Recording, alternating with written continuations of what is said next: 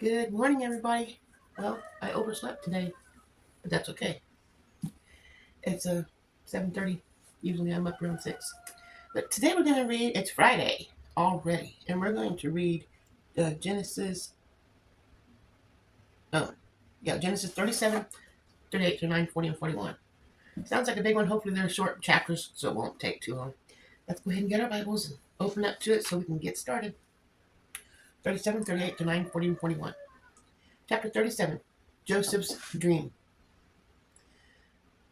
Jacob lived in the land where his father had stayed in the land of Canaan. This is an account of Jacob's family line. Joseph, a young man of 17, was tending to the flocks with his brothers, the son of Bilhah and the sons of Zophah, his father's wives, and he brought his father a bad report about them. Now Israel loved Joseph more than any of his other brothers, because he had been born to him in his old age. And he made the ornate robe for him. When his brothers saw that their father loved him more than any of them, they hated him, and they could not speak a kind word to him. I don't think we're supposed to love our children. We're supposed to love them equally. I guess turning that made the light glare, and I don't like that, so I'll just have to turn it back. There's still glare. I'm sorry. Let's see. Hated him.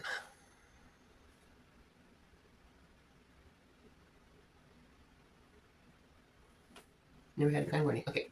Joseph had a dream, and when he told it to his brothers, they hated him all the more. This don't look right. Let me get you over here. See if that helps. I'm sorry. Just have to put up with it. I should get up earlier. I'm going to put up with the sun. Okay. He said to them, "Listen to this dream I had. We were binding sheaves of grain out in the field when suddenly the sheaf rose and stood upright, while our sheaves gathered around mine and bowed down to it." His brothers said to him, "Do you intend to reign over us? Will you actually rule us? Or will you actually rule us?" And they hated him all the more because of his dream and what he had said. Then he had another dream, and he told it to his brothers. "Listen," he said, "I have another dream, and this time the sun and moon and 11 stars were bowing down to me." Then he said when he said to his father as well as his brothers, his father rebuked him and said, "What is this dream you had? Will your mother and I and your brothers actually come and bow down to the ground before you?" His brothers were jealous of him, but his father kept the matter in mind. Joseph sold by his brothers. Now, his brothers had gone to graze their father's flock near Shechem. And Israel said to Joseph, "As you know, your brothers are grazing the flocks near Shechem. Come, I'm going to send you to them." "Very well," he replied. So he said to him, "Go and see if all is well with your brothers and the flocks, and bring word back to me." Then he sent him from the valley of Hebron. When Joseph arrived to Shechem, a man found him wandering around the fields and asked him, What are you looking for?" He replied, "I'm looking for my brothers. Can you tell me where they are grazing their flocks?" "They have moved on from here," the man replied. "I heard them say, 'Let's go to Dothan.'" Dothan. So Joseph went from his brothers and found them near Dothan, or Dothan. But they saw him in the distance, and before he reached them, they plotted to kill him. Here comes the dreamer," they said to each other. "Come on, let's kill him and throw him into one of the cisterns, and say the furious animals devoured him. Then they see what comes to his dreams." When Reuben heard this, he tried to rescue him from their hands. "Let's not take his life," he said. "Don't shed any blood. Throw him into the cisterns here in the wilderness, but don't lay a hand on him." Reuben said this to rescue him. from and take him back to his father. So Joseph came to his brothers. They stripped him of his robe, the ornament robe he was wearing, and they took him to throw him into the cistern. The cistern was empty. There was no water in it. As they sat down to eat their meal, they looked up and saw the caravan of Israelites coming from Gilead. Their camels were loaded with spices, balm, and myrrh, and they were on the way to take them down to Egypt. Judah said to his brothers, "What will we gain if we kill our brother and cover up the blood? Come, let's see it. Let's sell him to the Israelites and not lay our hands on him. After all, he is our brother, our own flesh and blood." His brothers agreed. So when the Midianite merchants came by, his brothers pulled Joseph out from the cistern and sold him for 20 shekels of silver to the Ishmaelites. We took who took him to Egypt. When Reuben returned to the cistern and saw that Joseph was not there, he tore his clothes.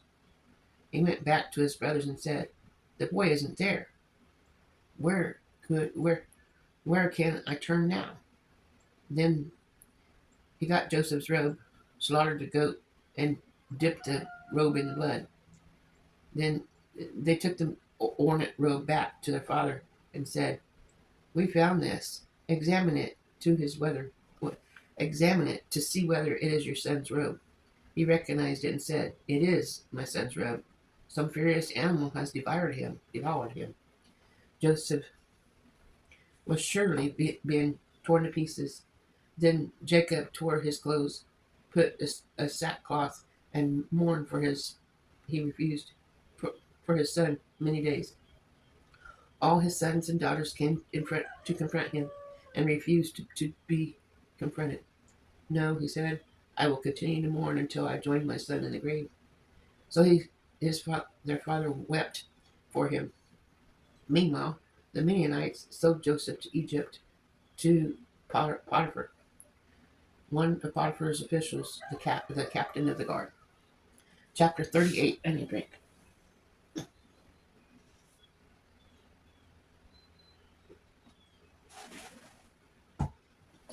Chapter 38.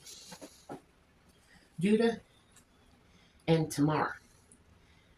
At the time Judah left his brother and went down to stay with the man in Adullam named Hiram. There Judah met the daughter of the Canaanite man named Shua, I guess, Shua. He married her and made love to her, and she became pregnant and gave him a son, who was named She conceived again and gave him another son named Onan. She gave birth and still another son and named him Shelah. It, w- it was at Gazib where she gave birth to him. Judah got to a wife for his firstborn, and her name was Tamar. But Judah's firstborn, was wicked in the Lord's sight, so the Lord put him to death. Then Judah said to Onan, "Sleep with your brother's wife and fulfill your duty to her as a brother-in-law to raise up offspring for your brother." But Onan knew that the child could not be his, so whenever he slept with his brother's wife, he spilled his semen on the ground, to keep him providing offspring, providing offspring for his brother. What he did was wicked in the Lord's eyes, so the Lord put him to death also. 8 o'clock. I'm sorry about the glare. Let me get you closer here. Maybe that'll help. You have a big picture of me now. It's less glare. Okay, where was I? Put him to death also. Sorry. My neck. Let's see. There it is. Judah then said to his daughter-in-law Tamar, "Live as a widow in your wife's household until my son Shelah grows up. for he thought he may die too, just like his brothers. So Tamar went to live in his father's household. After a long time, Judah's wife, the daughter of Shua, died. When Judah had recovered from his grief, he went up to Timnah to the men who were shearing the sheep, and his father Hiram, that's my grandpa's name, Hiram, the Adullamite, went with him. When Tamar was told, "Your father-in-law is on his way to Timnah to shear the sheep," she took off her widow's clothes, covered herself with a veil, to disguise herself, and then sat down in the entrance of Enon, which is on the road of Timnah. For she saw that though Shiloh had not grown up, she had not been given to him as his wife. Yeah. When Judah saw her, I heard a chicken laying an egg. Sorry, I got distracted. When Judah saw her, he thought she was a prostitute. Then she had covered her face, not realized that she was his daughter-in-law. He went over to her on the roadside and said, "Come now, let me sleep with you." And what will you give me to sleep with you?" she asked. "I'll send you a young goat from my flock," he said. "Will you give me something as a pledge until you send it?" she asked. He said, "What pledge should I give you?" "Your seal of its cord and the staff of your hand," she answered. So he gave them to her and slept with her, and she became pregnant by him. After she left, she took off the veil and put on the widow's clothes again. Meanwhile, Judah sent to the young goat by his friend, but the Adullamite, in order to get his pledge back from the woman. But he did not find her. He asked the men who lived there, "Where is the shrine prostitute who was beside the road in Enon?" "There hasn't been any shrine prostitute here," They said. So he went back to Judah and said, I didn't find her. Besides, the men who lived there said, there hasn't been any shrine prostitutes here." Then Judah said, "Let her keep what she has, or we will become a laughingstock. After all, I did send her the young goat, but you don't find her." Weird. After 3 months later, Judah was told, "Your daughter-in-law Tamar is guilty of prostitution, and as a result, she is now pregnant." Judah said, "Bring her out and have her burned to death." As she was being brought out, she sent a message to her father-in-law. "I am pregnant by the man who owns these," she said, and he added, "See if you recognize those seals on the cord and staff. These are." Judah recognized him and said, "She is more righteous than I am, since I wouldn't give her my son Sheila." And he did not sleep with her again. When the time came for her to give birth, there were twin boys in her room. As she was giving birth, one of them put out his hand. So the midwife took a scarlet thread and tied it to his wrist and said, "This one came out first." But when he drawn back his hand, his brother came out, and she said, "So this is how you have broken out." And he was named Perez. Then his brother, who had a scarlet thread on his wrist, came out. He said, and he was named Zerar. Chapter 39. Joseph and Potiphar's wife. Now Joseph had been taken down to Egypt. Potiphar, an Egyptian, who was one of Pharaoh's officials. The captain of the guard bought him from the Ishmaelites who had taken him there. The Lord said to Joseph, "So that the prosper," and he lived in the house of the Egypt master. When his master saw that the Lord was with him, and that the Lord gave him success in everything he did, Joseph found favor in his eyes and became his attendant. Potiphar put him in the charge of his household, and he entrusted to his care everything he owned. For the time he put in the charge of the household and all that he owned, the Lord blessed the household of an Egyptian because of Joseph. The blessing of the Lord was on everything Potiphar had, both in the house and in the field. So Potiphar left everything he had to Joseph's care, and Joseph in charge did not concern himself with anything except the food he ate. Now Joseph was well built and handsome, and after a while his master's wife took notice of Joseph and said, "Come to bed with me." But he refused. With me in charge, he told him, "My master does not concern himself with anything in the house. Everything he owns and is entrusted to my care. No one is greater in the house than I am. My master has withheld nothing from me except you, because you are his wife. Now then, could I do such a wicked thing and sin against God?"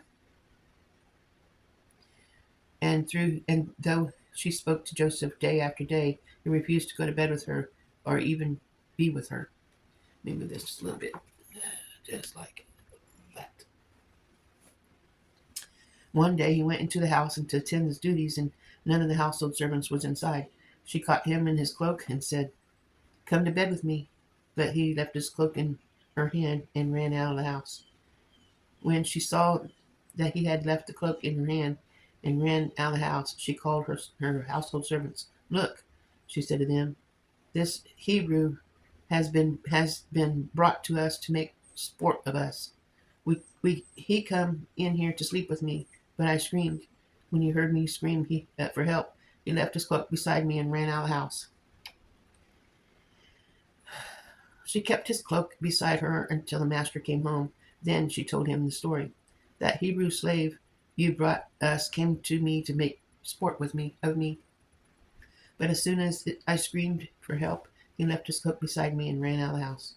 When his master heard the story, his wife told him, saying, "This is how your slave treated me."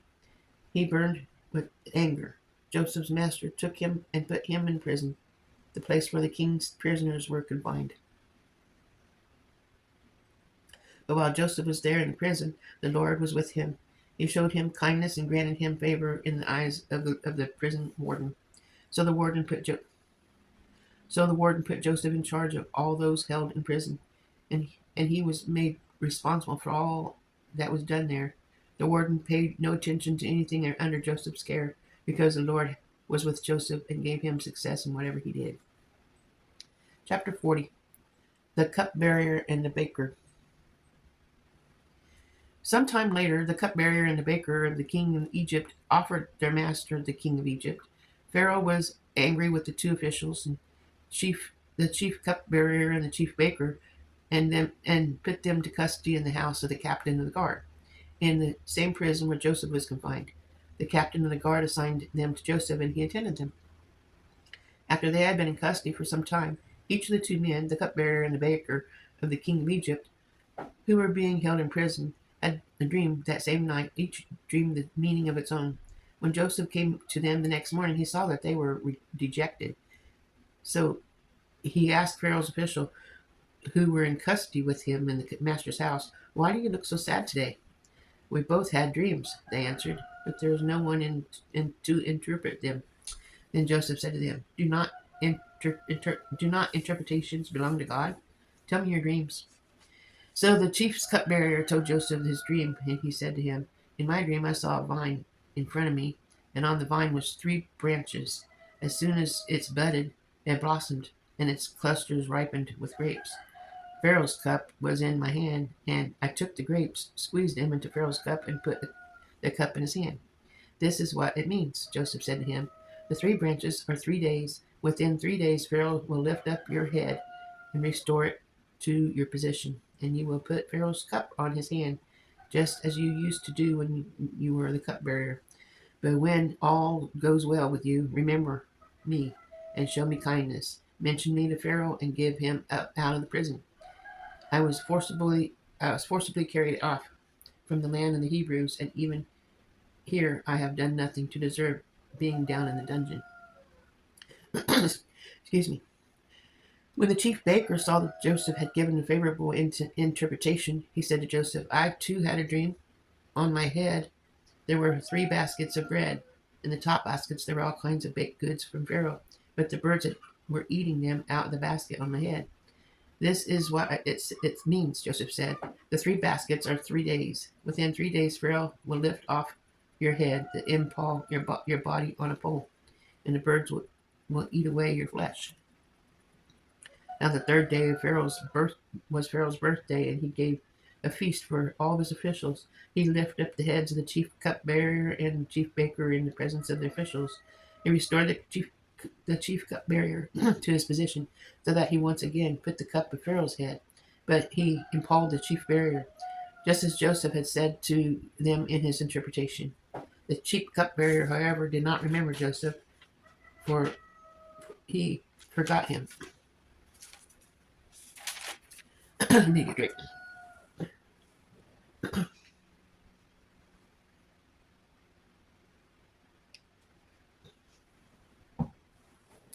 Chapter 41, Pharaoh's dreams.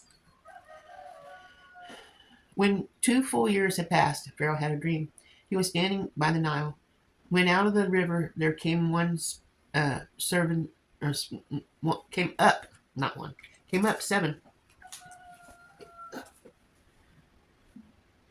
cows, sleek and fat, and had grazed around the reeds. After them, 7 other cows, ugly and gaunt, came up on the Nile and stood beside them in the riverbank. And the cows that were ugly and gaunt ate up the 7 sleek fat cows. Then Pharaoh woke up. He fell asleep again and had a second dream. 7 heads of grain, healthy and good, has grown in a single stalk. After them, 7 other heads of grain sprouted. Then, and scorched by the east wind, the thin heads of grain swallowed up the 7 healthy, full heads. Then Pharaoh woke up, and it had been a dream. In the morning his mind was troubled, so he went at all the magicians and wise men of Egypt. Pharaoh told them his dream, but no one could interpret it for him.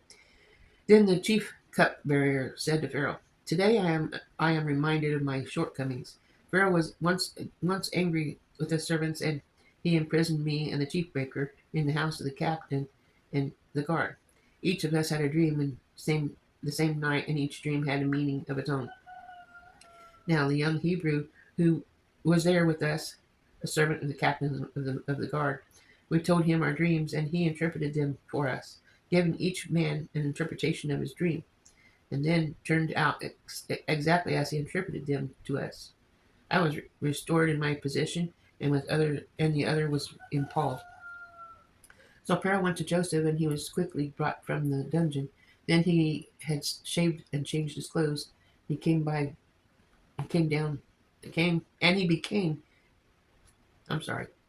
before Pharaoh. Pharaoh said to Joseph, "I had a dream, and no one can interpret it, but I have heard it said of you that when you hear a dream you can interpret it." "I cannot do it," Joseph replied to Pharaoh, "but God will give Pharaoh the answers he desires." Then Pharaoh said to Joseph, "In the dream I was standing on the bank of the Nile, when out of the river came up 7 cows, fat and sleek, and they grazed through the reeds. After them, 7 other cows came up, squalid and very ugly and lean. I have never seen such ugly cows in all the land of Egypt. The lean, ugly cows ate up the 7 fat cows that came up first. But even after they ate them, no one could tell that they had done so. They looked just as ugly as were before. Then I woke up. In my dream, I saw 7 heads of grain, full and good, growing on a single stalk. After them, 7 other heads sprouted, with withered and thin and spoiled by the east wind. The thin heads of grain swallowed up the 7 good heads. I told this to the magicians, but none of them could explain it to me." Then Joseph said to Pharaoh, "The dreams of Pharaoh are one of the same. God has revealed to Pharaoh that he is about to do. The 7 good cows are 7 years, and the 7 good heads of grain are 7 years. It is one of the same dream. The 7 lean ugly cows that came out afterwards are 7 years, and so are the 7 worthless heads of grain scorched by the east wind. They are 7 years of famine. It is just as I said to Pharaoh. God has shown Pharaoh what he is about to do. 7 years of great abundance are coming throughout the land of Egypt, but 7 years of famine will follow it. Then all the abundance of Egypt will be forgotten, and famine will revenge the land. The abundance in the land will not be remembered, because the famine that follows it will be so severe. The reason the dream had given Pharaoh the two forms in his matter has been firmly deceived by God, and God will do it again. It so soon. And now let Pharaoh look at the concerning and wise man and put him in charge of the land of Egypt. Let Pharaoh appoint commissioners over the land and take 50 fifth take fifth of the harvest and Egypt during the 7 years of abundance.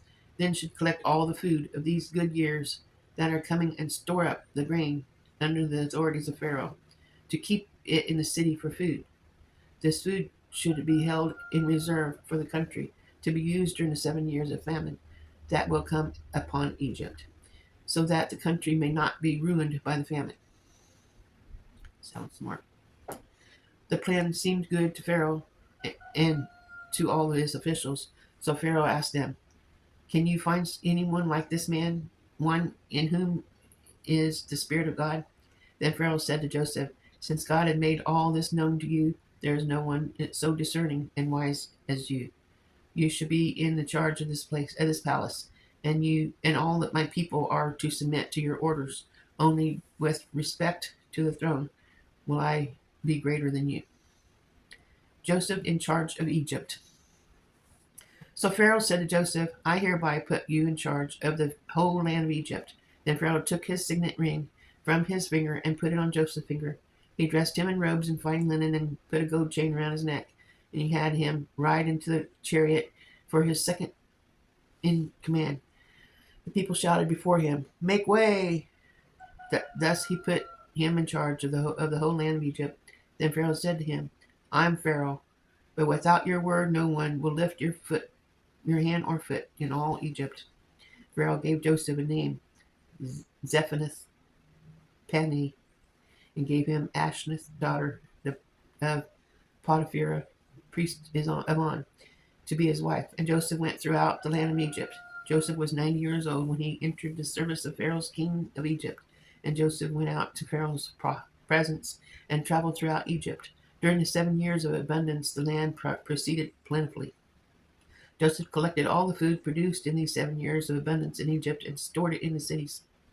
In each city he put the food grown in the fields surrounding it. Joseph stored up the huge quantities of grain, like the sand of the sea. It was so much that he stopped keeping record because it was beyond measure. Before the years of famine came, 2 sons was born to Joseph by Asenath, daughter of Potiphar, priest is On. Joseph named his firstborn Menish and said, it is because God has made me forget all my trouble and all my father's household. The second son he named Ephraim and said, "It is because God has made me fruitful in the land of the suffering." The 7 years of abundance in Egypt came to an end, and the 7 years of famine began, just as Joseph had said. There was a famine in all the other lands, but in the whole land of Egypt there was food. When all Egypt began to feel the famine, people cried to Pharaoh for food. Then Pharaoh told all the Egyptians, "Go to Joseph and do what he tells you." When the famine were spread over the whole country, Joseph opened up the storehouses and sold grain to the Egyptians, for the famine was severe throughout Egypt, and all the world came to Egypt to buy grain from Joseph, because the famine was severe everywhere. Tomorrow we'll be reading chapter 42. I hope you guys enjoyed this long reading today. I'm sorry it was long. I did what the lesson asked, and I apologize if you left me. It wasn't me that you're leaving. It was God's word, and I'm just doing what the book says and trying to do right by God, and that's why I'm here, so I can improve my life. And hopefully I'm helping you to help others so we all can build our lives on Christ. Thank you for being here. I love you, and God loves you even more. So I'll see you tomorrow. Have a wonderful day. Ta-ta for now. Oh yeah, tomorrow at noon is going to be my live video. So hope to see you at noon Saturday. Ta-ta.